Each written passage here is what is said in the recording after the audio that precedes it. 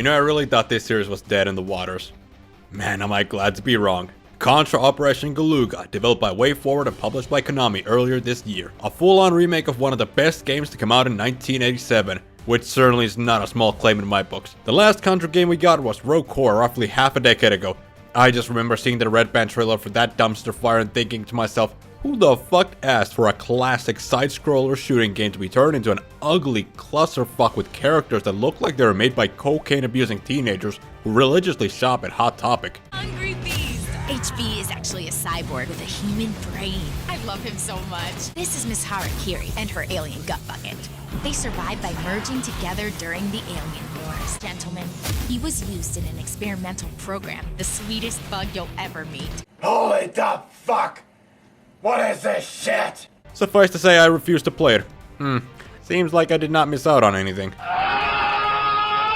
With Konami turning into one of the most hated video game companies over the years, it was looking pretty grim for all their franchises. To be fair, they never made it into like EA or Activision tier of bullshittery. That would have been something else entirely. But recently, it kind of seems like Konami's pulling itself together. First this, then the Silent Hill 2 remake came out and people have been praising that up and down.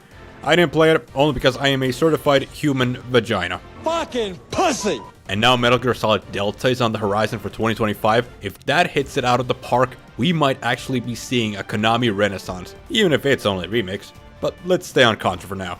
I have somewhat of an odd relationship with the Contra series. Both the NES games and Alien Wars on the Super Nintendo are some of my all-time favorite games. So much so that I can do no-death runs of both Contra and Super C. Humble brag, no biggie. But that's where unfortunately many people's, including mine, experiences with this classic franchise end. So during this autumn, I finally booted up Contra 4, which was good, but man is it awkward to play if you're not on original hardware.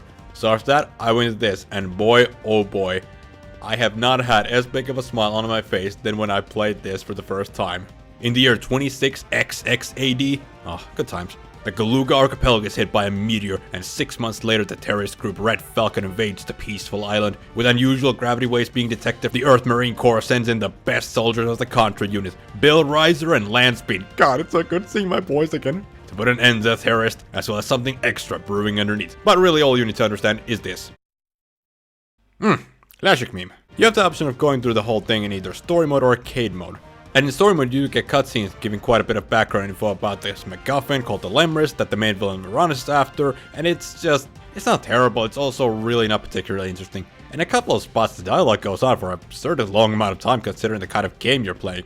Though admittedly I did get a chuckle from Bill and Lance on a few occasions with their dumb yet likable charms. A remote hideout, missing super soldiers, and a doomsday weapon.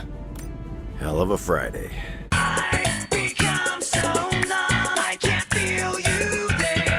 The gameplay is as classic and as fun as ever. Just run, jump, and shoot everything and anything that you can shoot at. The controls are perfectly responsive and every misstep you take will 100% be your own fault each time. The game runs smoothly and the graphics are nice and colorful. I especially appreciate that any and all incoming projectiles are easy to see. A few nice additions that come from previous installments or that debut in this one include being able to dash in midair to dodge attacks or get by faster, double jumping, cause what self-respecting muscle man can't tell the laws of physics to go fuck itself. Hey, fuck you, bitch. Weapon stacking, say if you have a spread gun, you pick up another spread gun and now it's level 2, so you could spread more cheeks than you could ever want. Kinky. And finally, weapon overloading. It's possible to sacrifice your current weapon for some big temporary oomph, like the machine gun granting you a barrier that blocks damage, or the homing gun giving you a flock of drones. This was an especially interesting addition. You need to contemplate if it's worth trying to keep the weapon you have at the moment and risk losing it later, or throw it away now for a temporary upper hand. Though this is just how Bill and Lance work. You have other characters you can unlock through the story mode and the perk shop, more on that later. For example, Lucy over here can't double jump, instead she has a grapple hook. Also, not every character uses the exact same weapon, surprisingly enough. Again, Lucy as a reference. Instead of the spreader, she gets this laser weapon with a pretty large hitbox that can be charged. I really appreciate small differences like this between the characters. It makes multiple playthroughs a lot more refreshing. Now back at the perk shop I mentioned. As you play the game, you're rewarded with credits to unlock different stuff from the shop. Be it classic music from previous installments, brand new playable characters, but most of the items are, as the name suggests, upgrades. These can be universal, like increased invulnerability after respawning, or character-specific ones, such as giving Lance more height on his double jumps. Be it story or arcade mode, you can put 2 perks on the character you're using, and by far, my favorite perk combination is taking weapon retention and weapon durability. Retention keeps you from losing your weapon upon dying, and durability has the same effect on level 2 weapons. So with these, you will never ever lose your level 1 or 2 weapons, except when getting a game over. It's fucking marvelous. If there's one thing that Contra has been known for over the years, it's the difficulty. And it's most certainly here, if you want it. The game offers 3 difficulty levels, and more importantly, the option of either being killed by one shot or having a health bar, which depending on the character you're using is 2 to 4 hits long. This is such a nice way of letting newbies who aren't familiar with the franchise to dip in their toes without making them regret ever living on this earth. With health bars on easy mode, and with hard mode on one-hit deaths, giving a difficult as hell challenge to masochistic fools who are just asking for pain and misery in their life on the regular. Like this guy right here. Thankfully, the difficulty comes from being able to dodge properly and recognizing the boss's attack patterns. There are only a couple of small instances where the enemy spawn was kind of bullshit, like come on, why make the enemy come down right on top of you here with no time to react? A lot of the enemies, bosses, areas, and especially the music are gonna tug on your nostalgic chords while playing this in a very good way, mind you. Like you come to the final boss, oh, it's a hard, just like in the original, you start shooting it, oh, shit, okay. Surprise, motherfucker. The music is just the right kind of stuff to make you want to blow everything you see sky high, exciting and lively. I absolutely love hearing originally 8-bit music remixed in the modern day. Really makes you realize how good the melodies were even on hardware as old as that. Take a listen.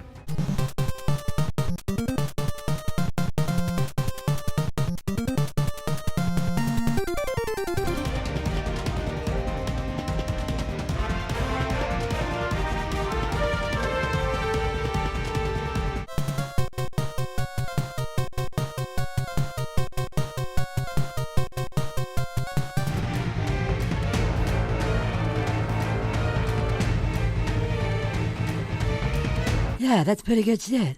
And while we're talking about music, it is still there.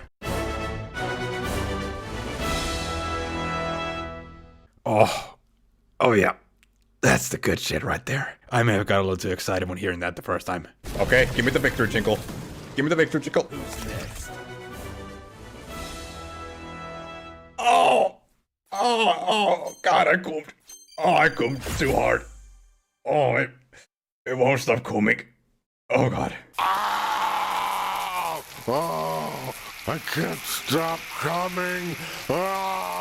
Suffice to say, I very much enjoyed this game, but there's one thing that really irked me, and that is the price tag. $40 is a little too steep for a game like this. It's 8 levels long, you are going to want to play it multiple times with different characters, perks, and difficulty options, but besides that, there is only really challenge mode, which does give you some more mods, but quite a few of them are just play through a certain section normally and you win. The more interesting ones are things like beat the boss with limited ammo or get to a goal without shooting. These I really like because it forces you to rethink your usual approach to things, but I digress. This is more like a $20, $25 game, 30 at most, but not really something I can recommend too much at $40. But when it's on sale, oh, then that's a different story. For me, all in all, Contra Operation Galuga deserves a 7.5 out of 10. Again, it's mostly the price that's dragging down the score, but even so, this is one of the better games to come out in 2024. I'm not joking. A simple side-scroller where you just shoot aliens. Cause you know what?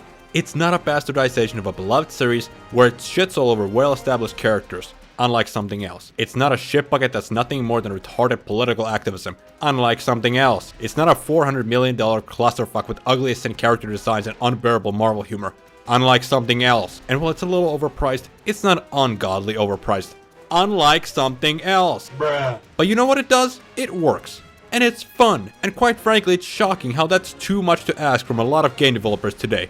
But way forward, you guys seem alright. I might give those Shantae games a try one of these days. Now if you'll excuse me, I'm beating this goddamn game in a hard mode and without health bars, even if it's the last thing I do. While at the same time wondering how the fuck did IGN give this game a 6 out of 10 when they give 7s like fucking candy. Including these dumpster fires. I don't know, I just don't fucking know. Can I get that good shit one more time? Oh, God, just gets my nipples throbbing like crazy. See you later, fuckos.